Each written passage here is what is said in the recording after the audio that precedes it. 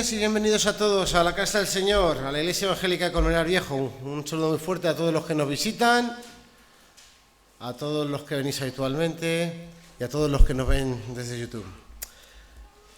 Aunque estamos terminando el curso, tenemos muchísimos anuncios y muchísimas actividades. Ya sabéis que la Iglesia no para. Aquí no cogemos vacaciones. Así que vamos a empezar por la reunión que va a haber el día 24, es el próximo sábado aquí, en esta iglesia. Tenemos una invitada muy especial.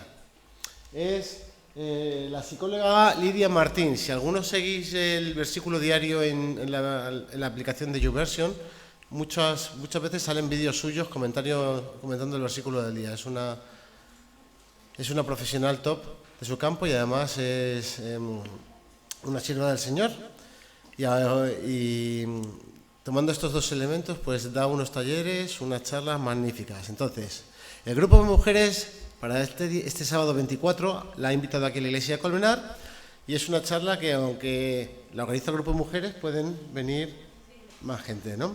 No sé si quieres decir tú algo, Nancy.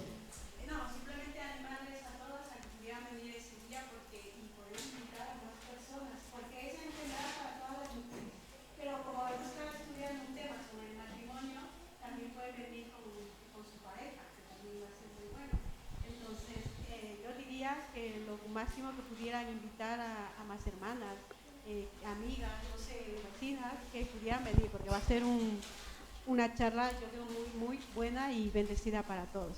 Y lo importante también que si pueden traer algo para compartir, para merendar y merendar todas juntas, que también eso es bueno. Muchas gracias, Nancy. Así que tiene un coste de 2 euros, ¿verdad? Para soportar porque pues traer gente de nivel pues cuesta dinero, ¿vale? Entonces 2 euros y si traes a alguien le puedes invitar, le puedes pagar los 2 euros, ¿sabes? También, y si tienes problemas no habla con Nancy que ya te deja los 2 euros, ¿no? Y luego traer algo para compartir, algo para picar, ¿no? Así que va a ser un tiempo muy bueno. No perdéis esta oportunidad, merece la pena, realmente merece la pena y a la persona que traigáis os aseguro que va a estar contenta. Así que no perdamos esta oportunidad, ¿de acuerdo?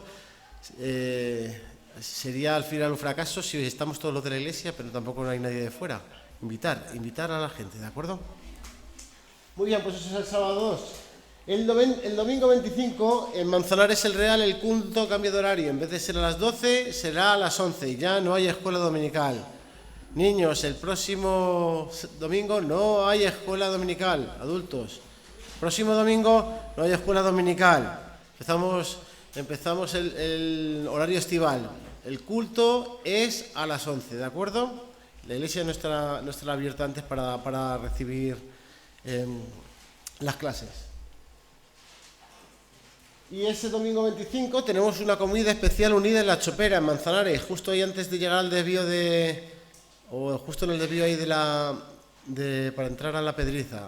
Pues si es un poquito más para adelante, a la izquierda, hay una chopera muy grande, con mucha sombra, con un poquito de río, un tiempo muy bueno. Así que, por favor, todos, después del culto, el próximo domingo, cogemos el picnic y nos vamos a pasar allí un día en comunión, a la sombrita de los árboles, escapando un poco del calor y pasando un buen tiempo con la familia espiritual. ¿De acuerdo? El próximo domingo 25, después del culto. Y el sábado 1 de julio tenemos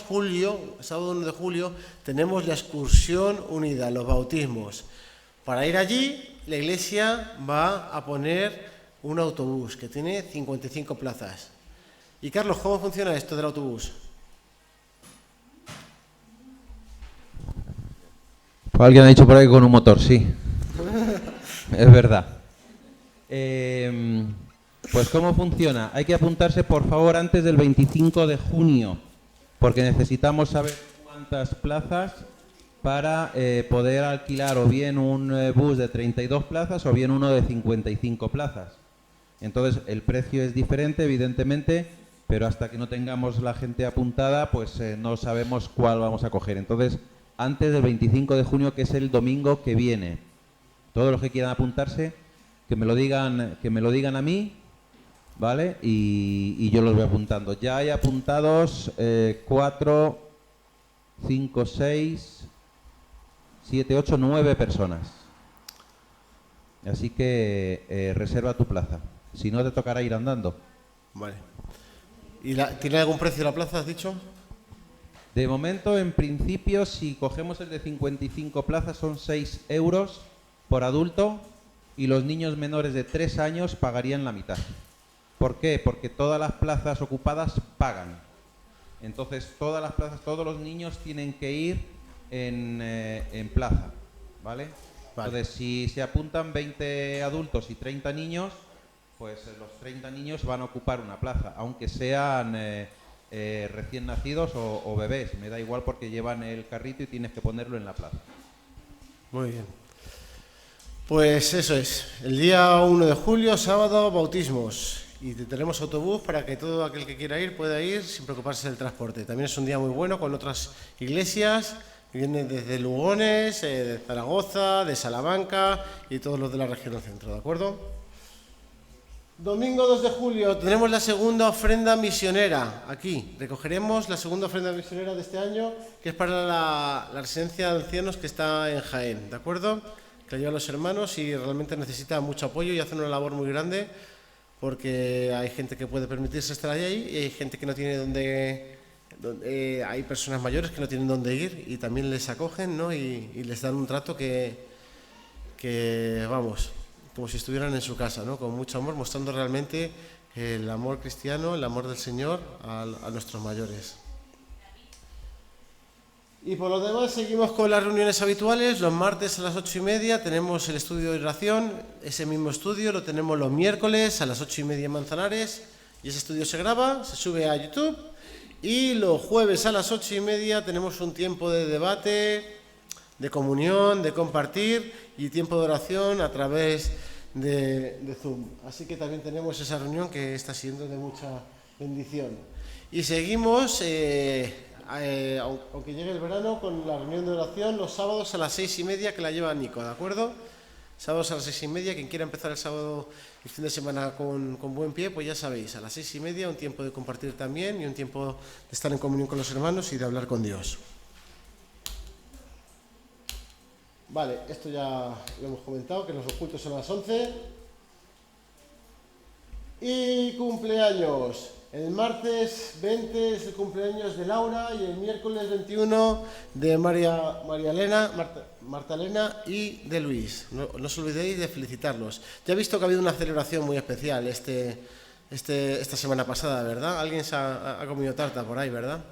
Bueno, es muy bueno el ministerio que están haciendo las señoras y de acompañamiento en estas situaciones. Gloria a Dios por ello. Y ya está, se ha acabado. ¡Estupendo! Pues vamos a cambiar de tercio y vamos a centrar nuestra vista en las cosas de la palabra de Dios. Si me queréis acompañar en una breve lectura, en el libro de Lamentaciones. Lamentaciones está después de Jeremías. Lamentaciones es un libro que escribe el profeta Jeremías. 5 capítulos donde, como el nombre del libro dice, lo que hace es lamentarse. No sé si conocéis muy bien el ministerio de Jeremías. Algunos le llaman el profeta llorón. ¿Lo conocéis? Sí. Es un profeta que desde su juventud Dios le llamó para que predicara. Dijera, volveros de vuestros malos caminos porque los que están ahí fuera van a venir y van a acabar con esta ciudad. Pero nadie le hacía caso. Una y otra vez predicaba, pero nadie le hacía caso. Por predicar le metían en una cisterna llena de lodo, esperando que se muriera ahí de hambre o cubierto por el lodo, pero él seguía predicando. Le metían en el patio de una cárcel para que no pudiera llevar la palabra al pueblo, pero él seguía predicando. Y al final se cumplió lo que él había predicado. Vinieron los babilonios y arrasaron con Jerusalén. Se llevaron todo lo que había de valor. Y lo que quedó le pegaron fuego. Vio como sus amigos, familiares, la gente que estaba a su alrededor, muchos de ellos eran pasados a espada. Él fue obligado a ir a Egipto y vio como el pueblo, lejos de volverse a Dios, lejos de arrepentirse, lo que hacía era de alejarse de él. Y en Lamentaciones, capítulo 3, a partir del versículo 14 dice: fui escarnio a todo mi pueblo, burla de ellos todos los días. Me llenó de amargura, me embriagó de ajenjos. Mis dientes quebró con cascajo, me cubrió de ceniza. Mi alma se alejó de la paz, me olvidé del bien. Y dije: perecieron mis fuerzas y mi esperanza en Jehová. Acuérdate de mi aflicción y de mi abatimiento, del ajenjo y del ayer. Lo tendré aún en memoria, porque mi alma está abatida dentro de mí. Pero Jeremías había tenido un instante, un episodio muy interesante con Dios. Dios le había dicho que fuera a comprar un terreno de un primo suyo, de un familiar suyo, que estaba en una zona que estaba ocupada por los babilonios. ¿Quién querría comprar un terreno en una zona del enemigo que ya no lo había quitado, verdad? Y dijo: compra esa propiedad, coge la escritura y métela en un jarrón y tápalo bien, porque necesito que aguante mucho tiempo. Porque un día, Jeremías, el pueblo volverá aquí. Y la prueba será de que esa tierra volverá a ser tuya. Jeremías estaba en una situación muy mala. Situación económica mala, situación política mala, una situación bélica, situación espiritual del pueblo muy mala. Pero aún en esos momentos Jeremías podía tener esperanza de que el Señor estaba obrando. Y lo vemos en el versículo 21. En esto recapacitaré mi corazón, por lo tanto esperaré. Por la misericordia de Jehová no hemos sido consumidos, porque nunca decayeron sus misericordias. Nuevas son cada mañana, grande es tu fidelidad. Mi porción es Jehová, dijo mi alma, por tanto en él esperaré. Pues hermanos, hermanas, yo no sé cómo ha sido tu semana, yo no sé cómo lleva siendo tu mes, yo no sé cómo lleva siendo tu última época de tu vida. Quizás es una situación muy buena, quizás es una situación complicada. El profeta Jeremías estaba pasando por una situación muy complicada, pero aún así podía decir: por la misericordia de Jehová no hemos sido consumidos, porque nunca decayeron sus misericordias, porque nuevas son cada mañana, grande es su fidelidad. Hoy hemos venido aquí a adorar a un Dios que es fiel, que siempre es fiel, que nunca falla, que su misericordia frente a nuestro pecado, frente a nuestra conducta, se renueva cada día. Y Él sigue siendo fiel. Un Dios que nos ama y en su fidelidad tiene preparado un futuro para nosotros. Así que pensando en eso, vamos a inclinar nuestras cabezas y vamos a orar al Señor. Y vamos a disponer nuestro corazón para alabarle, porque Él es fiel. Amén. Padre nuestro que estás en los cielos, Señor, gracias porque también podemos disfrutar aquí de tu presencia, Señor. Y sabemos que estás aquí porque tú eres fiel. Porque dices que siempre vas a estar con tus hijos. Porque donde están congregados 2 o 3 en tu nombre, tú estás aquí en medio de ellos y sabemos que tú estás aquí. Te alabamos por tu fidelidad, Señor. Porque haya pasado lo que haya pasado, aún no hemos sido consumidos. Porque tú eres fiel y cumples tus promesas y dices que nos vas a cuidar, que nos vas a proteger, que proveer. Confiamos en tu fidelidad, Señor. Y también confiamos que en tu misericordia dices que perdonas nuestros pecados, Señor. Y te pedimos aquí, Señor, que hoy los perdones. Que sea lo que sea que haya en nuestras vidas, que lo apartes de tu vista para que hoy podamos alabarte y glorificarte. Que sea un tiempo que te agrade. Que sea un tiempo que te honre, Señor. Y por favor, Señor, que también nuestros corazones están dispuestos a recibir lo que tú tienes para nosotros. En nombre de Jesús, amén. Pues ahora pido al grupo de alabanza, por favor, que pase para adelante. Y los demás nos ponemos en pie para alabar al Señor.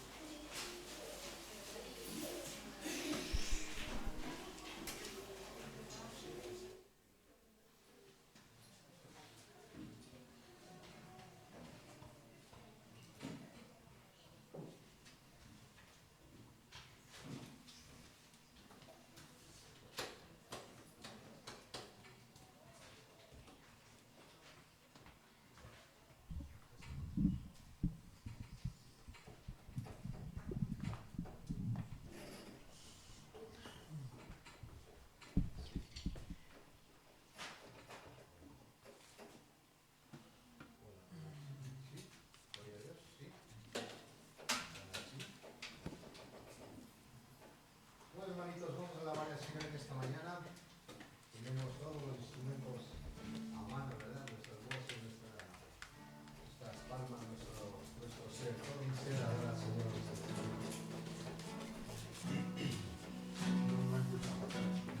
Hola, sí, sí, sí. Gloria a Dios, sí, sí.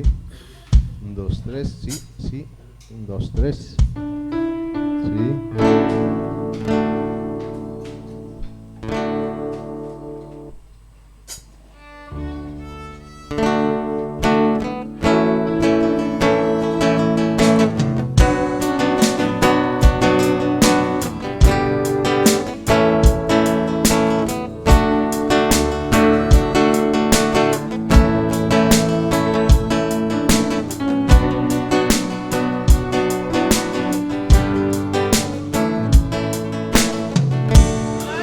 Contemplar tu obra en la cruz, tu amor derramado y todo por mí.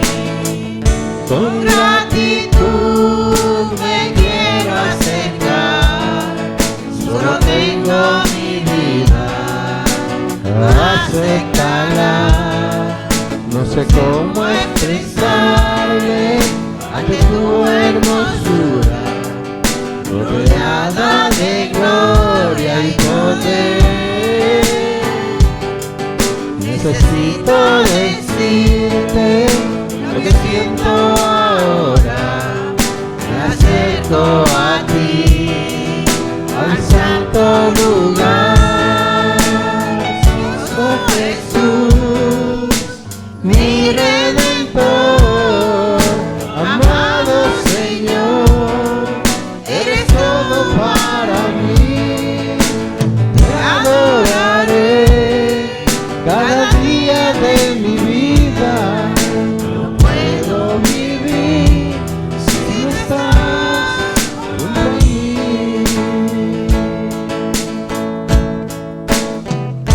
Al contemplar tu obra en la cruz, tanto amor derramado y todo por mí. Con gratitud me quiero acercar, solo tengo mi vida, acéptala. No sé cómo expresarme ante tu hermosura, rodeada de gloria y poder. Necesito decirte lo que siento ahora. Me acerco a ti, al santo lugar. Precioso Jesús, mi Redentor, amado Señor, eres todo para mí. Te adoraré cada día de mi vida. No puedo vivir si no estás junto a mí.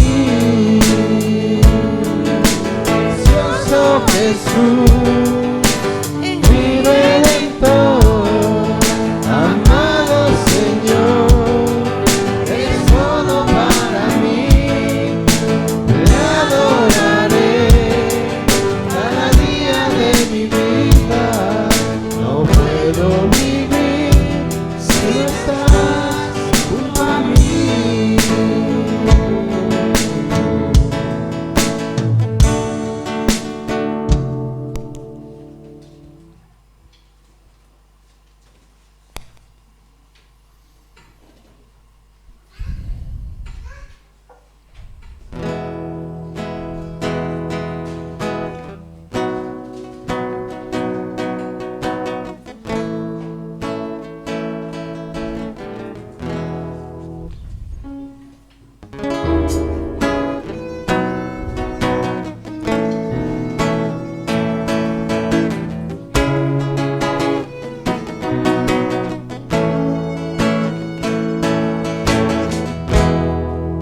Cuando pienso en tu amor y en tu fidelidad, que postrarme y adorar. Cuando pienso en cómo he sido y hasta dónde me has traído, me asombro de ti. No me quiero conformar. He probado y quiero más. No me quiero conformar. He probado y quiero más. Yo quiero enamorarme más de ti. Enséñame a amarte y a vivir conforme a tu justicia y tu verdad. Con mi vida quiero adorar todo lo que tengo y lo que soy.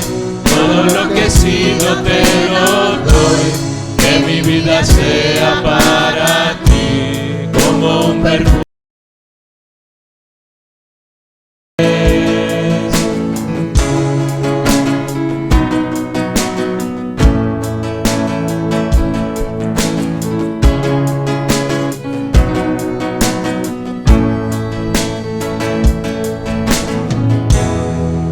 Cuando pienso en tu cruz y en todo lo que has dado, tu sangre por mí, por llevar mi pecado.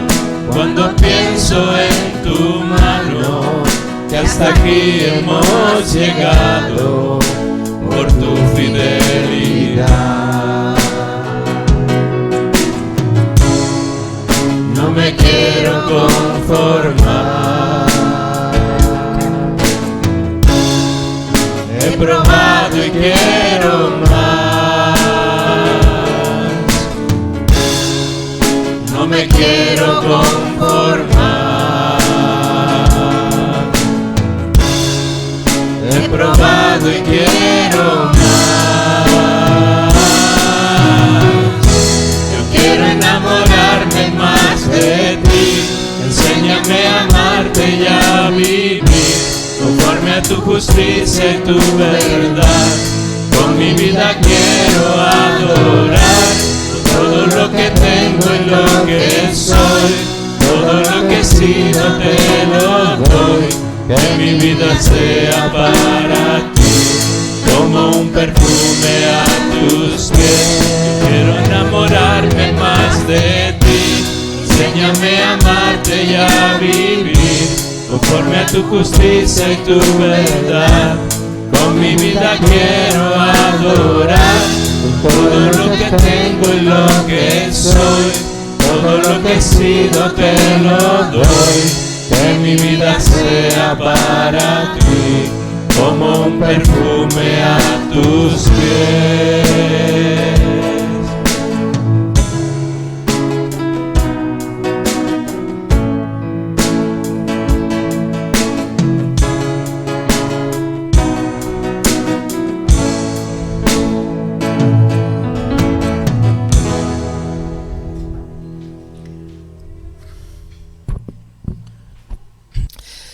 Y dice la Escritura: porque yo recibí del Señor lo que también os he enseñado, que el Señor Jesús, la noche que fue entregado, tomó pan, y habiendo dado gracias, lo partió. Sí, Señor y Padre amado, muchas gracias por esta libertad, Señor, porque podemos recordar una semana más y gozarnos de aquel sacrificio, Señor, que usted hizo por cada uno de nosotros, por limpiarnos de nuestros pecados, Señor. Gracias porque usted entregó a su Hijo, Señor, fue flagelado y fue crucificado, Señor. Pero también recordamos que Él al tercer día resucitó, Señor. Le damos las gracias por todo. Se lo pedimos en el santo nombre de su Hijo amado, nuestro presidente.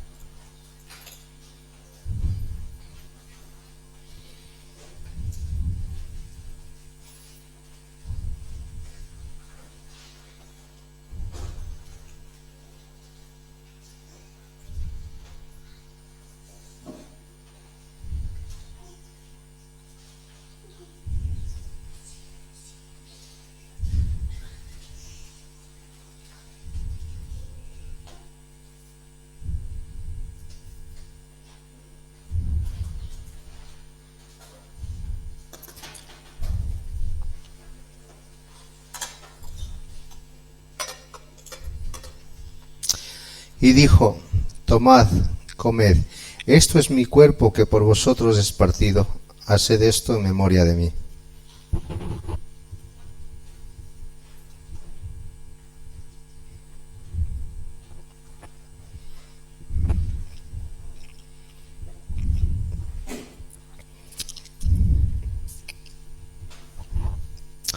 Asimismo tomó también la copa después de haber cenado, diciendo, esta copa es el nuevo pacto en mi sangre, haced esto en memoria de mí. Este día, gracias por que por medio de estos símbolos recordamos aquel sacrificio, aquella muerte en la cruz, Señor. También recordamos, Señor, personalmente que no somos dignos muchas veces, Señor, de recibir este sacrificio, este amor que has derramado por cada uno de nosotros, Señor. Sabemos que muchas veces, Padre, fallamos delante de ti. Sabemos que muchas veces, como dije antes, no somos dignos, Padre, pero te pedimos, Señor, que nos ayudes a poder vivir dignamente delante de ti, que podamos caminar, Señor, derechos, Señor, y sobre todo siguiendo lo que tú nos muestras y tú lo demandas por cada uno de tus hijos, Señor. Y como dije antes, gracias a estos símbolos, Señor, recordamos en este día, Señor, tu sacrificio y esa sangre derramada por cada uno de nosotros, Padre. En tu santo nombre, amén.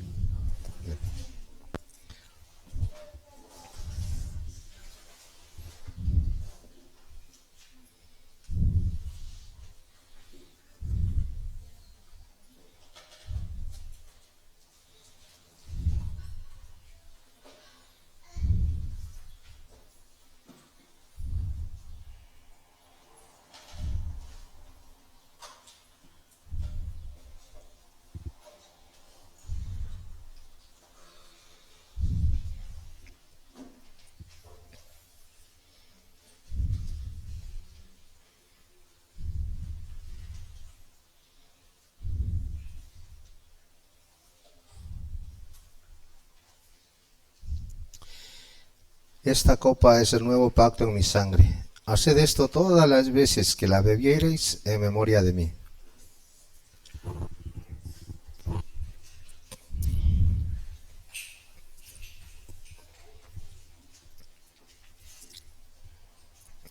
Así pues, todas las veces que comiereis de este pan y bebiereis de esta copa, la muerte del Señor anunciáis hasta que Él venga.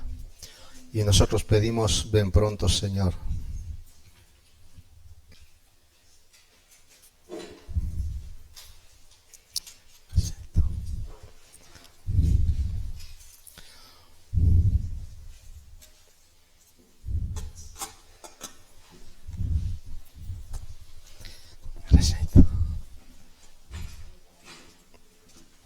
La cruz de... Bueno, vamos a tomarnos un descanso de Primera de Juan y vamos a ir a Salmo 51. Gracias, mi amor. Ay.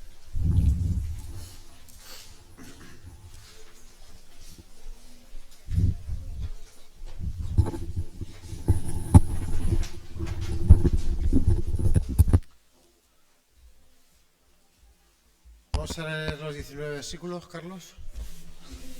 Muy bien. Salmo 51. Arrepentimiento y plegaria pidiendo purificación. Ten piedad de mí, oh Dios, conforme a tu misericordia.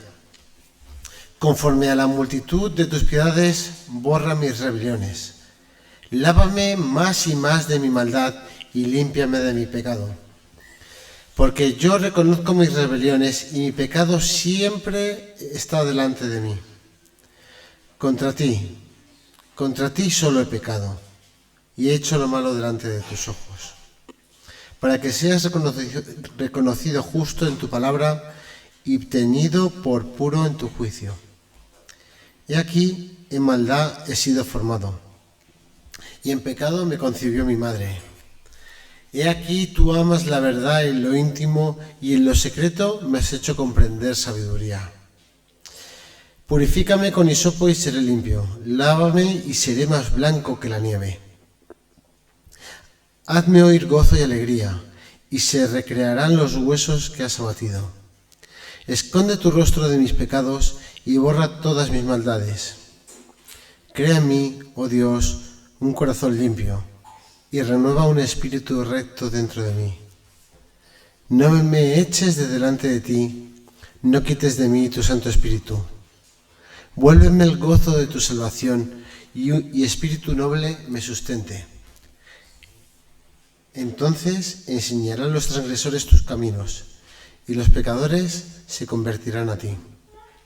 Líbrame de homicidios, oh Dios, Dios de mi salvación. Cantará mi lengua tu justicia. Señor, abre mis labios y publicará mi boca tu alabanza. Porque no quieres sacrificio, que yo lo daría. No quieres holocausto.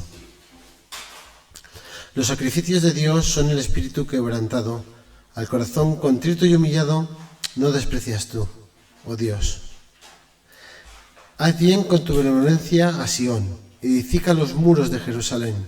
Entonces te agradarán los sacrificios de justicia, el holocausto u ofrenda del todo quemada. Entonces ofrecerán becerros sobre tu altar. Muy bien, pues los niños, ya están ahí, con Nazi.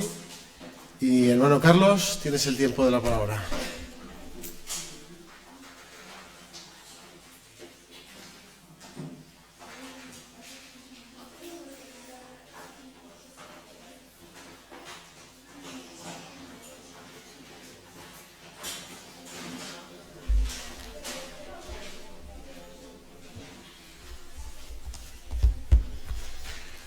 Buenos días.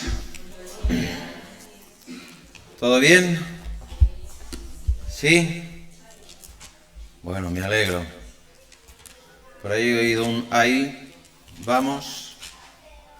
Pero bueno. Salmo 51. Para muchos, incluido un servidor, uno de los salmos más bonitos. Aunque el salmo no viene por el mejor comportamiento de David, pero es uno de los salmos más bonitos, donde vemos precisamente a David en toda su humillación.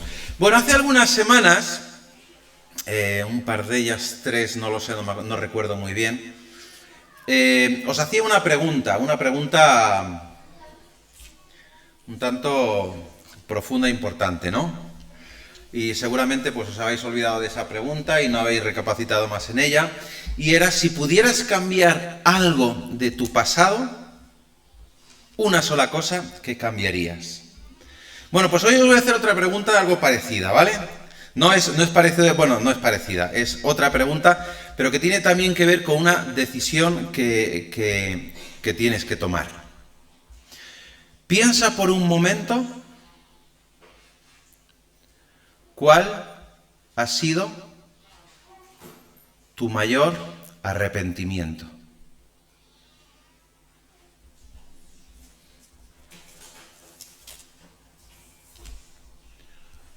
Y no vale decir tener a mi hijo o a mi hija. Eso no, ¿eh? Algunos padres lo piensan así. Pero ¿cuál ha sido tu mayor arrepentimiento? ¿En qué situación te has arrepentido de tal manera que has tardado tiempo en reconocer que te habías equivocado? Porque es muy fácil decir, me arrepiento de lo que he hecho, pero seguir haciendo lo mismo. Entonces, no sé si sabéis lo que significa arrepentimiento realmente, ¿vale? Os voy a poner un ejemplo. Lo he puesto alguna vez, ya hace tiempo, pero voy a poner un ejemplo. Vais por un camino de tierra conduciendo, ¿vale?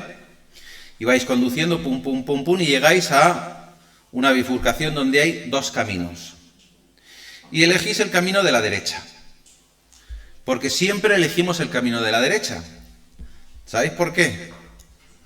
Porque si somos diestros casi siempre elegiremos el camino de la derecha, ¿vale? Es igual que no sé si habéis fijado los carritos de los supermercados, ¿hacia qué lado se van?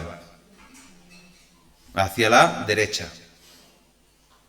Porque se supone que la mayoría de la población es diestra y entonces el carrito se va a la derecha porque está más al alcance nuestro de la mano derecha que de la mano izquierda, ¿vale? No va a la izquierda porque se supone que somos diestros. Bueno, seguimos con el coche. Entonces cogéis el camino de la derecha y vais y pum, pum, pum, muy bien, muy bien, muy bien. Y de repente llegáis a un momento en el que os dais cuenta que no podéis seguir, que no podéis continuar, que si continuáis pues os caéis por un barranco. Entonces lo que uno hace, ¿qué es intentar allí en un hueco pues lo justo para que entre un coche, dar marcha atrás, pum, pum, pum, y volver para atrás. Y en el futuro, ¿qué es lo que hacéis cuando llegáis por ahí? Cuando llegáis a esa bifurcación. ¿Ir a dónde? A la izquierda. ¿Por qué? Porque os habéis arrepentido, una vez os arrepentisteis de coger ese camino. Y entonces habéis dicho, no lo voy a volver a coger nunca más, porque ya sé dónde me lleva. Eso es el arrepentimiento. Por eso pregunto que, ¿cuál ha sido tu mayor arrepentimiento? O sea, algo de lo que te hayas arrepentido y que has dicho, no lo voy a hacer jamás, y no lo has vuelto a hacer. Y no es fácil, porque casi siempre, o el 99,9% de las veces, volvemos a caer. Ahora, estamos con David, y dice David, mi pecado está siempre delante de mí. Versículo 3, porque yo reconozco mis rebeliones y mi pecado está siempre delante de mí. Ahora, ¿alguien me puede decir por qué escribió David este salmo? ¿A cuento de qué viene que escribiera este salmo?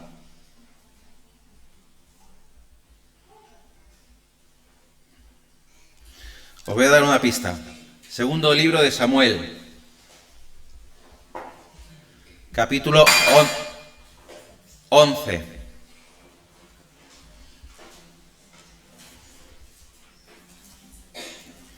Segundo libro de Samuel, capítulo 11. ¿Qué dice en el segundo libro de Samuel, capítulo 11, versículo 3?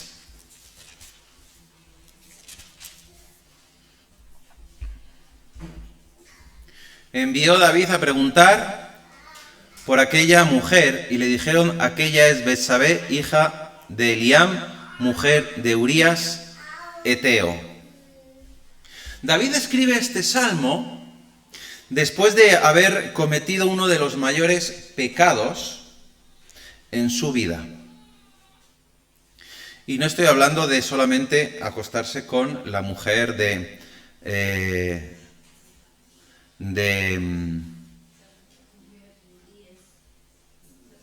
Urías. ¿Vale? ¿Estáis despiertos? Bueno, algunos, no todos. Bueno, no solamente por haberse acostado con la mujer de Urías, sino también porque todo lo que hizo después. Vamos a recordar la historia.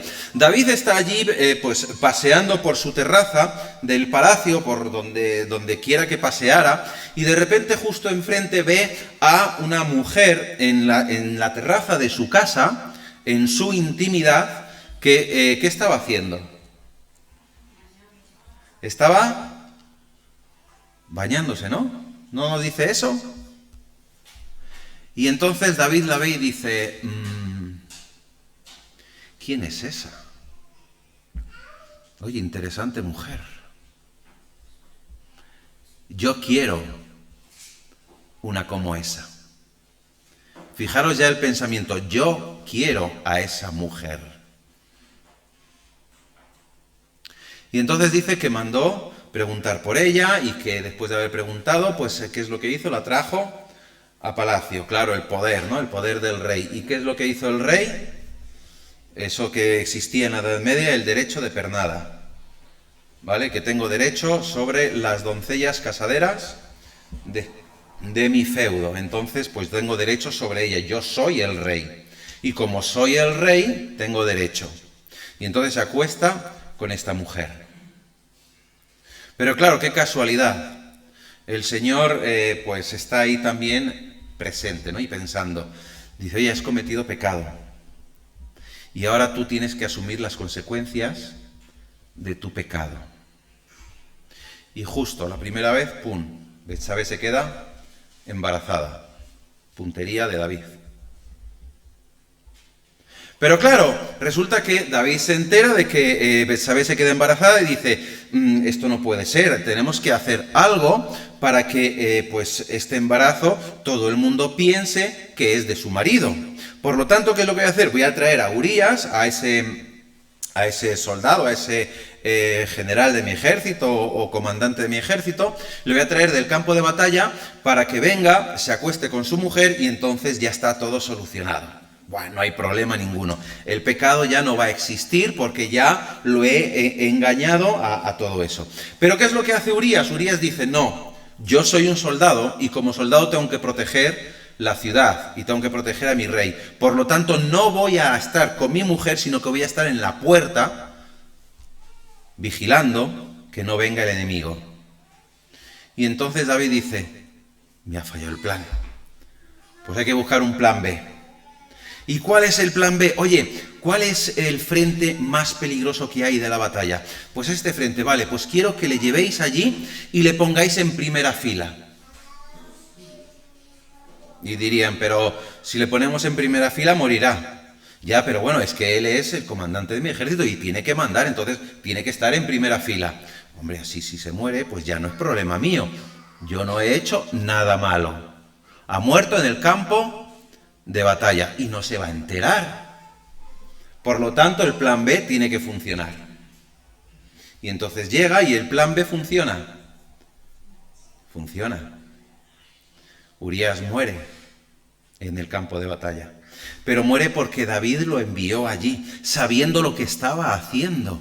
Porque hay muchas veces que algunos piensan, bueno, David lo mandó como podía haber mandado cualquier soldado sin saber si iba a morir o no. Él sabía que iba a morir. De hecho, quería que muriese.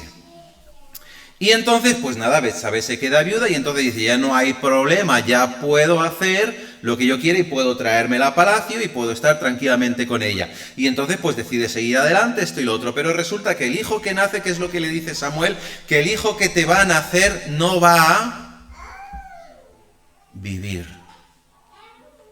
Porque has pecado contra Dios. Y entonces David, en su desesperación, en su reconocimiento del pecado, el Salmo 51. Y David aquí nos da una explicación perfecta de cómo se siente, de cómo es ese arrepentimiento real. Ten piedad de mí, oh Dios, conforme a tu misericordia. Sé que eres misericordioso, ten piedad de mí. He hecho lo malo, sí, lo sé, lo reconozco. Pero quiero que tengas piedad de mí. Su pecado ha hecho una herida profundísima en su corazón. Y no puede vivir con esa carga. Yo no sé si alguna vez os habéis sentido así. No sé si por eso la pregunta del arrepentimiento. No sé si en algún momento de vuestra vida, pues después de... porque, cuidado, que seamos creyentes no significa, que seamos hijos de Dios no significa que no vayamos a pecar. ¿Vale? No tenemos que pecar, porque eso es lo que nos dice el Señor. Pero el Señor también sabe que vamos a pecar. El problema y la gran diferencia entre un creyente y un no creyente es que el creyente no puede vivir en pecado.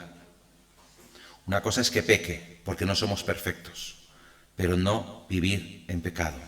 Por eso Pablo tiene que escribir en Romanos aquello, ¿qué pues diremos? ¿Pecaremos más para que abunde la gracia? No, no tenemos que pecar, no tenemos que vivir en pecado.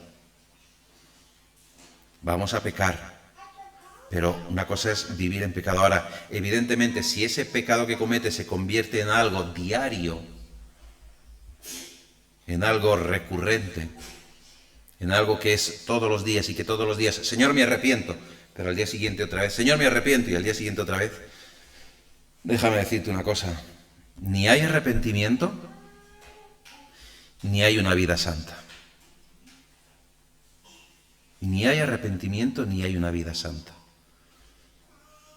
Dios no dice en ningún sitio que vamos a estar libres de pecado, pero sí nos pide que no vivamos en pecado.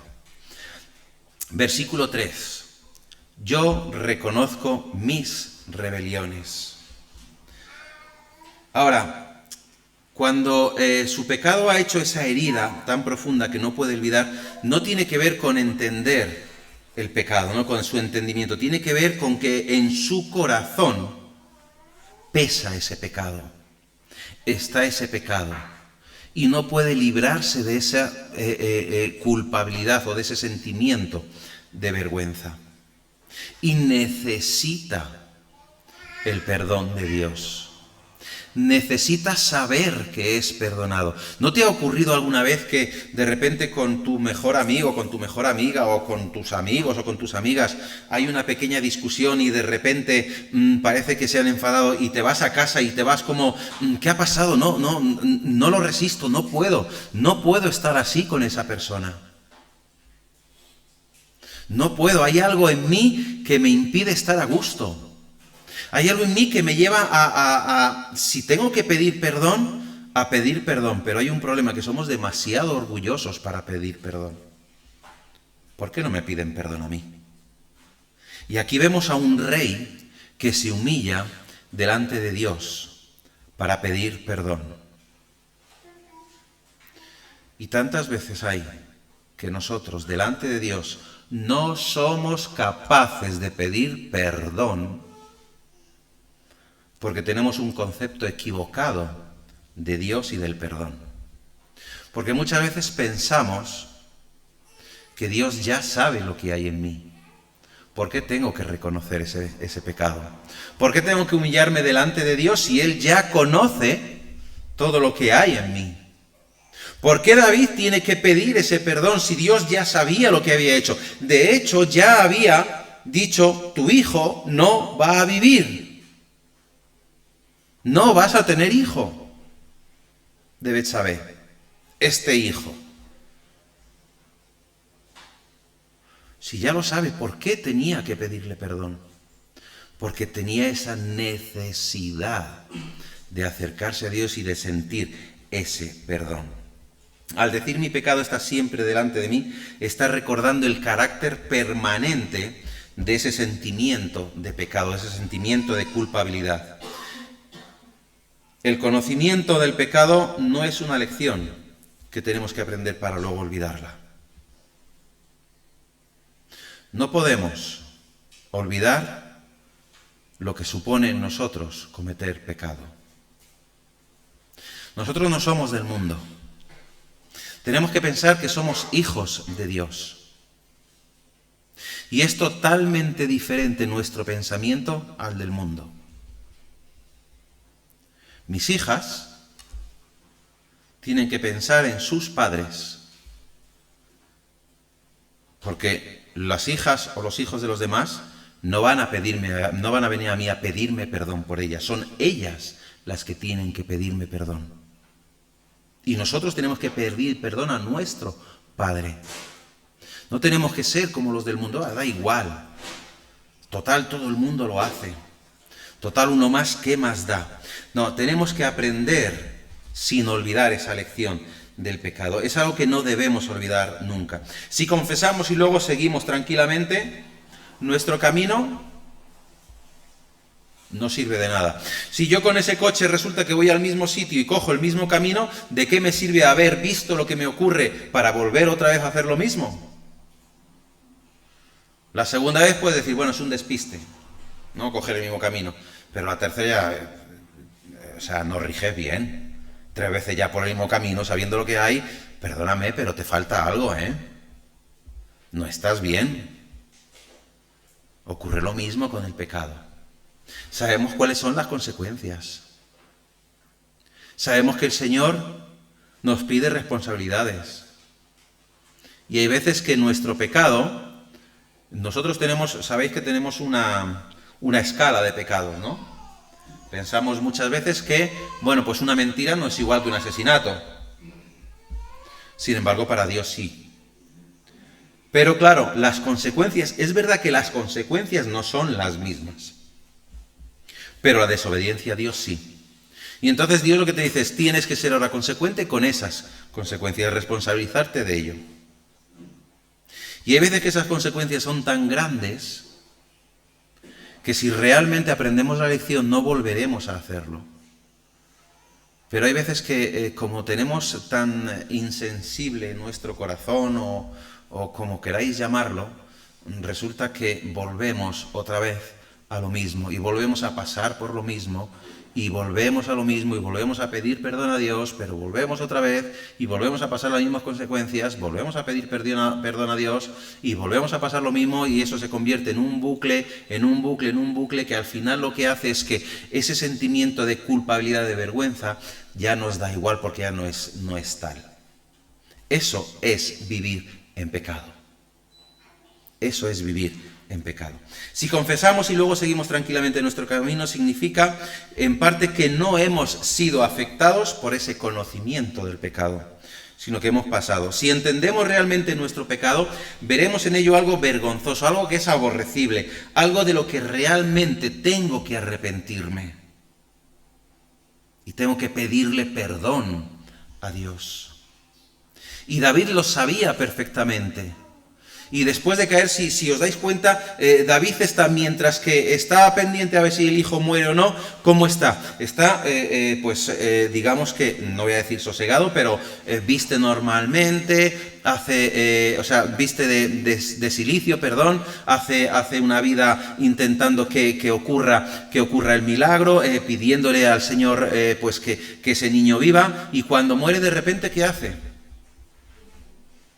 Cambia totalmente y le dicen, ¿por qué haces esto? O sea, antes te vestías de silicio y ahora que tu hijo ha muerto ya no lo haces. Dice, no, es que ya no puedo hacer nada. Antes podía hacer algo. Podía pedirle perdón al Señor y podía orar al Señor y podía hablar con mi Dios y pedirle misericordia, no solamente para mí, sino para mi hijo. Pero ahora ya no puedo pedir misericordia para mi hijo. Ahora tengo que pedirla para mí. Por lo tanto, me da igual vestirme de silicio o no, porque lo hacía por mi hijo. Ahora tengo que vestir mi corazón de silicio para pedirle al Señor misericordia. Para mí el versículo 4 dice, contra ti solo he pecado y he hecho lo malo delante de tus ojos. ¿Cuál sería ese sentimiento de culpabilidad de David? Si alguien comete un delito y se arrepiente, lo que se espera es que la culpa, es que la vergüenza salga a la luz. Y entonces uno sea capaz de reconocer todo eso. Pero si lo que hace es seguir tranquilamente su camino lleno de alegría, significa que no ha habido arrepentimiento ninguno. Significa que le ha dado igual. Simplemente pues es un tropiezo más en mi camino, pero ya está. Dios no quiere que carguemos continuamente con un sentimiento de culpabilidad. Por eso nos da el perdón. Por eso nos perdona. Por eso envió a su Hijo Jesucristo. Para que si pecáramos, tuviésemos un abogado delante de él. Alguien que dijera, oye, yo he pagado por el precio del pecado de esta persona. Pero Dios quiere que haya un arrepentimiento nuestro. Dios dio a su Hijo para el perdón de nuestros pecados, pero lo que sí que quiere es que confesemos nuestros pecados delante de Él. Y que haya en nosotros ese sentimiento de vergüenza, ese sentimiento de arrepentimiento por lo que hemos hecho. Cuando cometemos un pecado hemos de darnos cuenta de la enormidad del pecado. De la muchedad, decía Alicia, de la muchedad del pecado. De lo mucho que influye en mí el pecado. Y a veces tardamos en olvidar ese pecado. Hasta el momento en el que Dios nos perdona, hasta el momento en el que sentimos ese perdón y estamos siendo convencidos de que hemos sido perdonados por Dios. Eso es lo que le pasa a David. Contra ti solo he pecado y he hecho lo malo delante de tus ojos, para que seas reconocido justo en tu palabra. Y tenido por puro en tu juicio. He aquí en maldad he sido formado y en pecado me concibió mi madre. He aquí tú amas la verdad en lo íntimo. Tú quieres que en lo íntimo yo me humille delante de ti. David declara a Dios que su pecado está siempre delante de él. Lo que significa es que es consciente de esa enormidad del pecado, ¿no? Es consciente de que su pecado es vergonzoso, de que ha sido algo que no debería de haber hecho. Que a pesar de ser, no voy a decir porque no es así, pero a pesar de ser un hombre conforme al corazón de Dios, ha fallado a Dios. A pesar de saber todo lo que Dios ha hecho en su vida hasta ese momento, a pesar de que él mismo, cuando tenía 14, 15 años, le dijo a Saúl que él iba a salir delante de los filisteos, porque los filisteos estaban provocando a su Dios. Ahora comete pecado contra ese mismo Dios, ese que le ayudó en la batalla. Y ahora necesita de ese perdón. Esto es con lo que tiene que encararse David. Es el único pensamiento que ocupa su mente. He pecado y nada puede darme consuelo. Solo tu perdón. Solo hasta que tú me asegures que me has perdonado, entonces seré consolado. Y le pide ese consuelo. Y cuando nosotros nos acercamos a Dios buscando de su compasión y perdón, entonces nuestra alma permanece en ese estado de espera. Pero tenemos una ventaja sobre David. ¿Sabéis cuál es?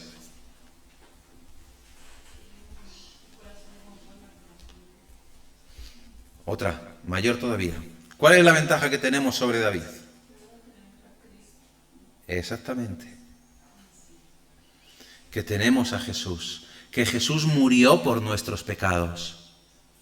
Cuando David está diciendo esto, incluso le llega a decir: no apartes de mí tu Santo Espíritu. Eso es ¿por qué? Porque Dios, como también leemos en el Antiguo Testamento, daba a quien Él quería su Espíritu Santo y ponía en quien Él quería su Espíritu Santo, y durante el tiempo que Dios quería. Por eso David le dice: no apartes de mí tu Santo Espíritu. Sin embargo, cuando viene Jesús, y Jesús dice: yo os mandaré al Espíritu Santo, y estará con vosotros, lo que significa es que ya no se va a quitar de vosotros. Vais a recibir el Espíritu Santo y no se va a quitar de vosotros. Ahora, es cuestión vuestra contristar o no al Espíritu Santo. Es cuestión vuestra estar llenos del Espíritu Santo. No es cuestión del Espíritu, sino es cuestión vuestra. Pero lo bueno que tenéis es que aquellos que creéis en mí, aquellos que creerán en mí, aquellos que se llamen hijos de Dios, el Espíritu Santo no va a desaparecer de ellos. Estarán más o menos llenos, pero no va a desaparecer de ellos. Hubo una vez, y me quedo con esa aplicación que Salvador dio aquí, y cogió un vaso con tierra y echó agua en ese vaso con tierra. Claro, lo que estuve explicando es, os voy a decir, cogió un vaso y echó agua. Y dijo: el agua es el Espíritu Santo. Y luego empezó a echar tierra, ¿vale? La tierra es el pecado. Hay quien dice que cuando pecamos, el Espíritu Santo sale de nosotros y no vuelve hasta que no nos arrepentimos. Sin embargo, con ese vaso de agua y esa tierra lo explicó muy claramente. Echamos la tierra. ¿Qué ocurre con la tierra dentro del agua?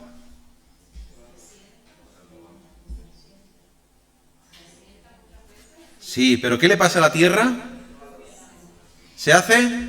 ¿Y eso qué significa? ¿Que la tierra está húmeda, verdad? ¿Se ha ido el agua del vaso?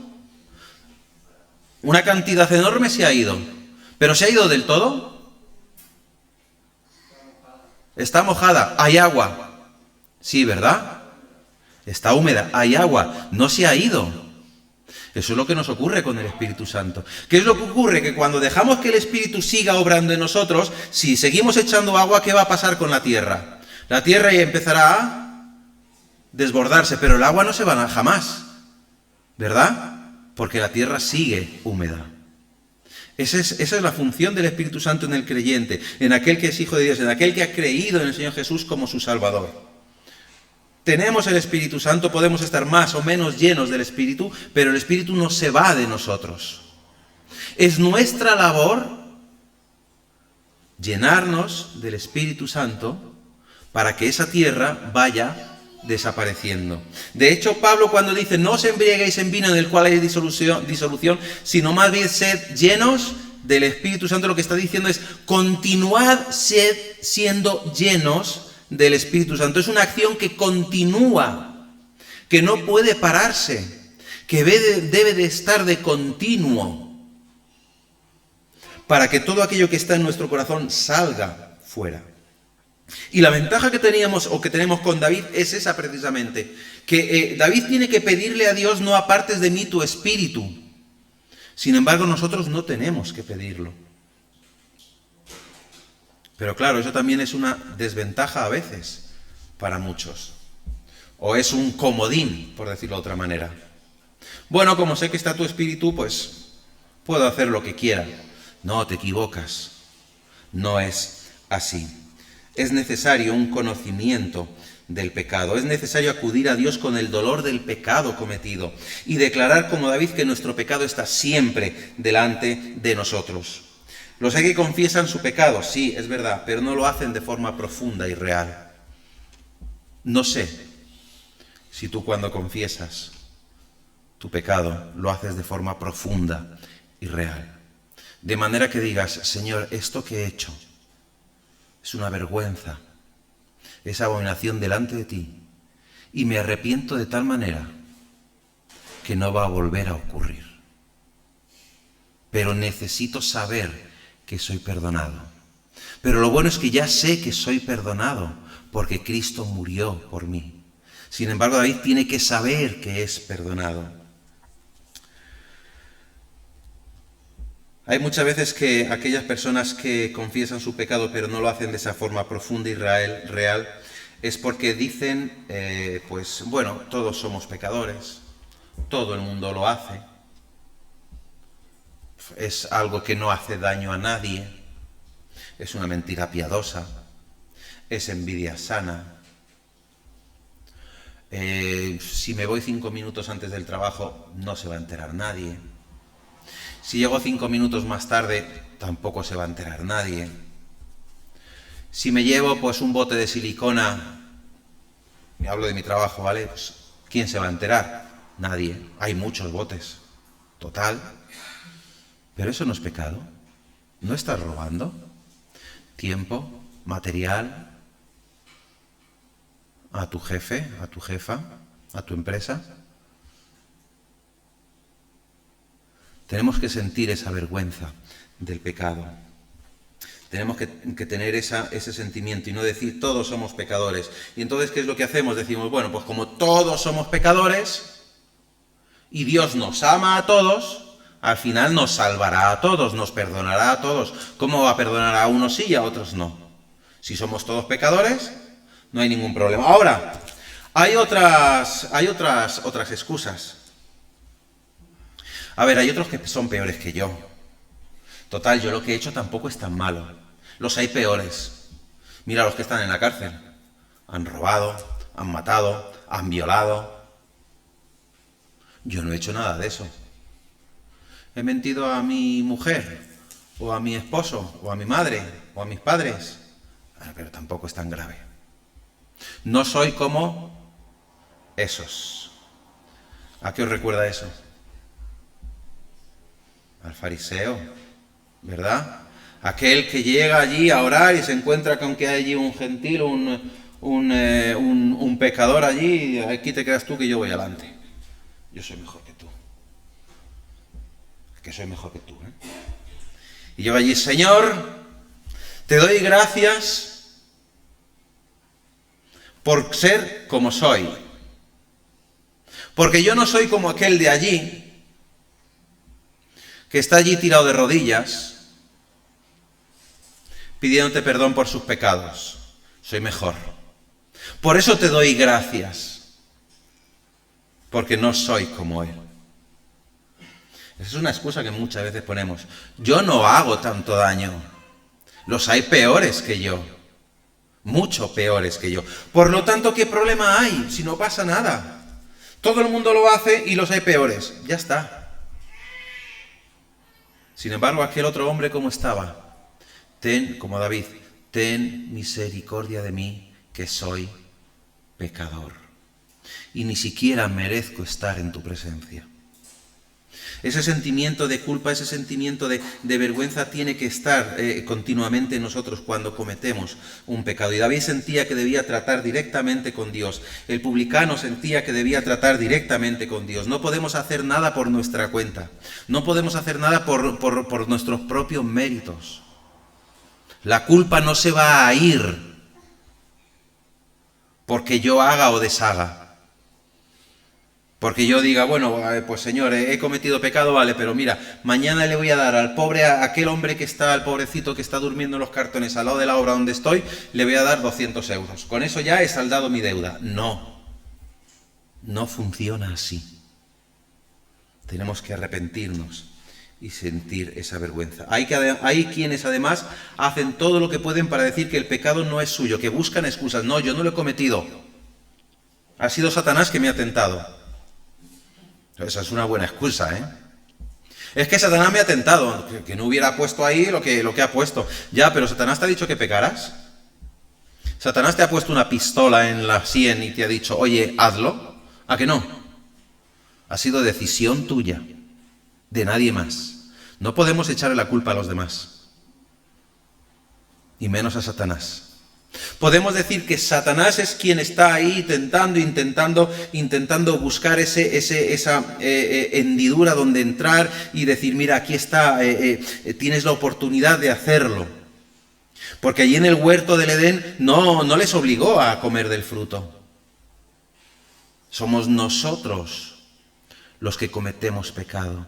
No podemos buscar ninguna excusa. David no buscó excusa ninguna. He sido yo he pecado contra ti. Yo he sido. Contra ti solo he pecado y he hecho lo malo delante de ti. Muchos le echan la culpa, pues eso, a Satanás. Si alguno roba dirá que es culpa de la sociedad. Todos son ladrones, ¿qué más da? La sociedad es lo que me ha enseñado. Mis políticos o mis dirigentes o mis estos son lo que me han enseñado. No, perdona, ellos no te han enseñado a robar. Ellos lo han hecho, pero no te han dicho que robes tú.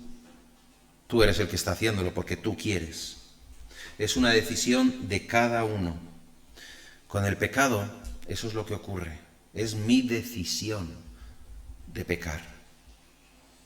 Pensarlo bien, ¿eh? Es decisión mía pecar. No son las circunstancias las que me llevan a pecar. No es Satanás el que me obliga a pecar. Es mi propia decisión. Sabiendo que lo estoy haciendo mal, decido hacerlo.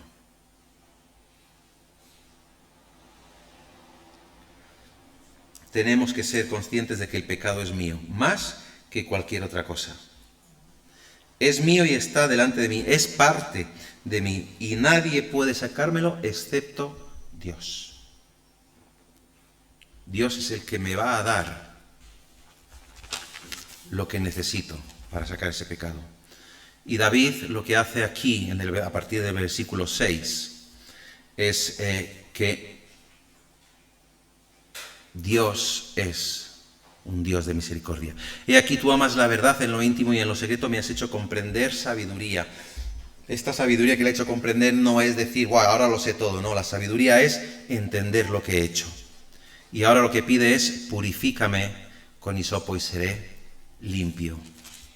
Lávame y seré más blanco que la nieve.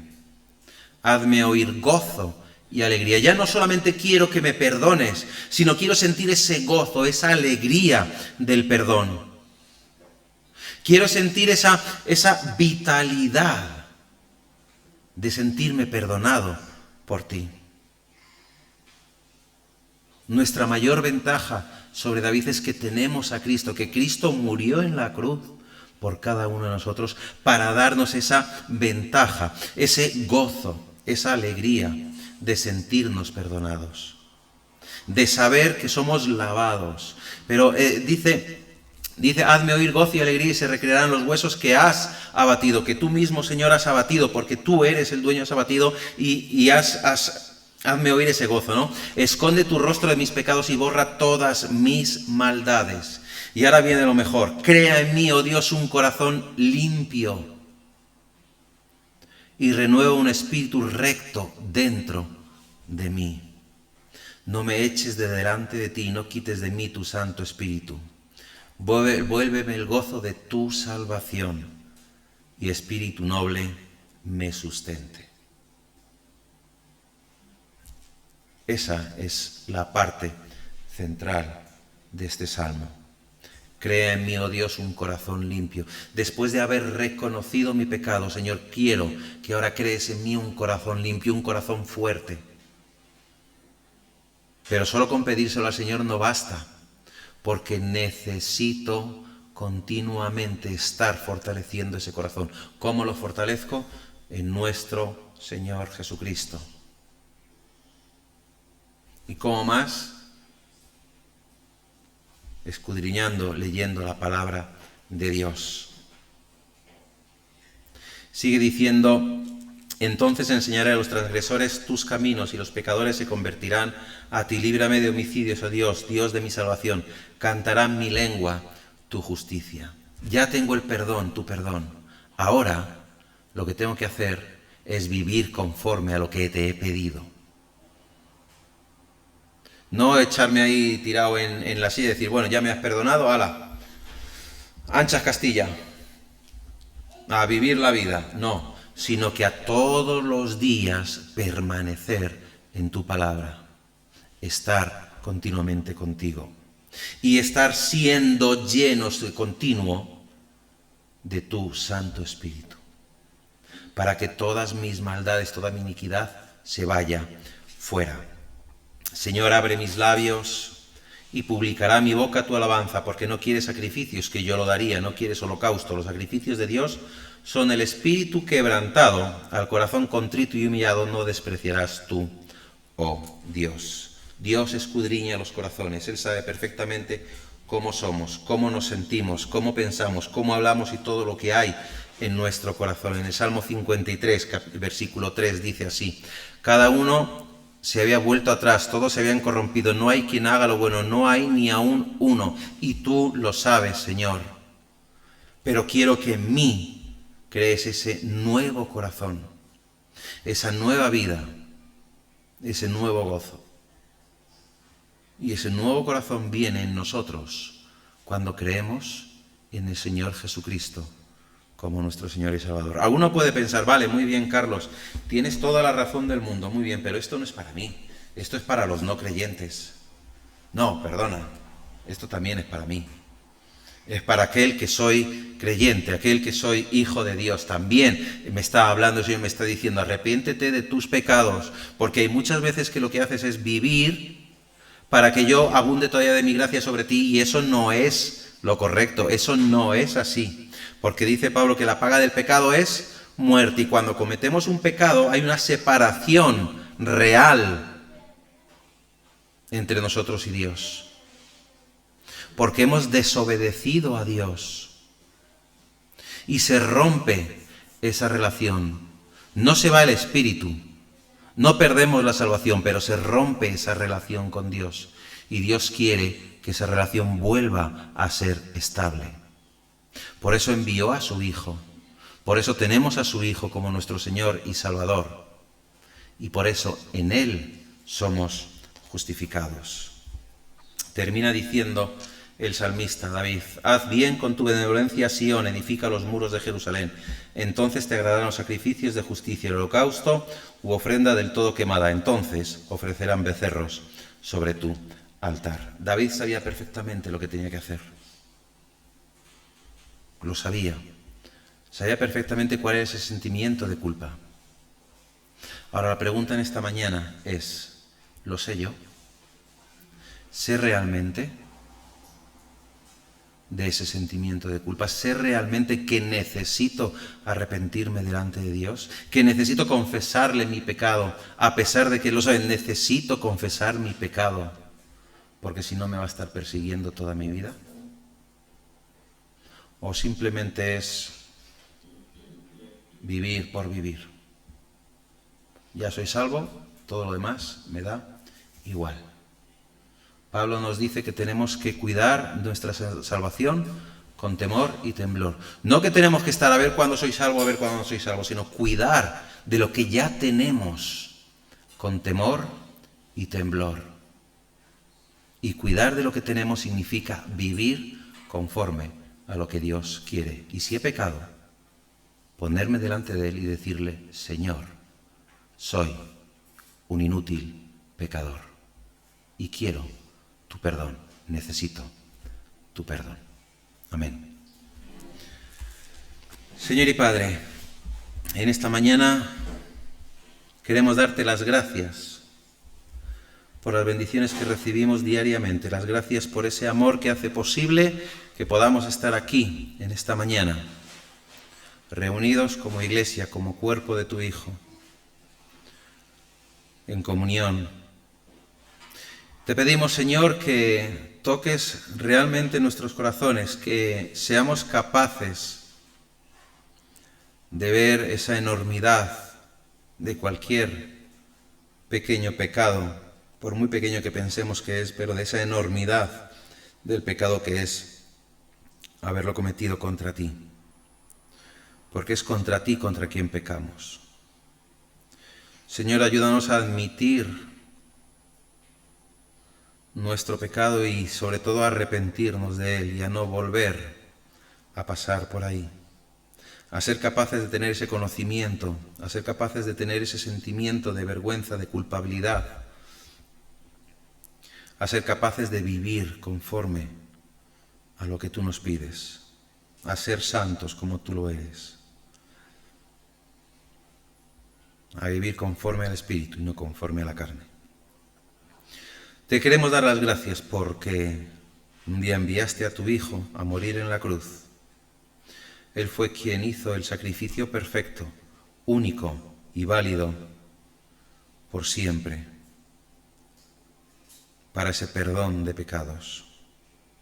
Te damos las gracias porque por medio de su muerte, de su resurrección, estamos justificados delante de ti. Y te damos las gracias porque está de continuo a tu diestra, intercediendo por nosotros, haciendo de abogado. Pero sobre todo te damos las gracias por tu amor, por tu misericordia y por tu bondad. Y ahora queremos pedir que nos despidas de este lugar con tu paz, con tu bendición, que nos lleves a nuestro hogar con bien y que nos bendigas en esta semana que comenzamos. Y sobre todo, Señor, que todo lo que vayamos a hacer, vayamos a decir, sea solo para tu gloria y para tu honra, sabiendo que te servimos a ti, el único Dios verdadero y eterno. En el nombre de tu Hijo Jesús. Amén.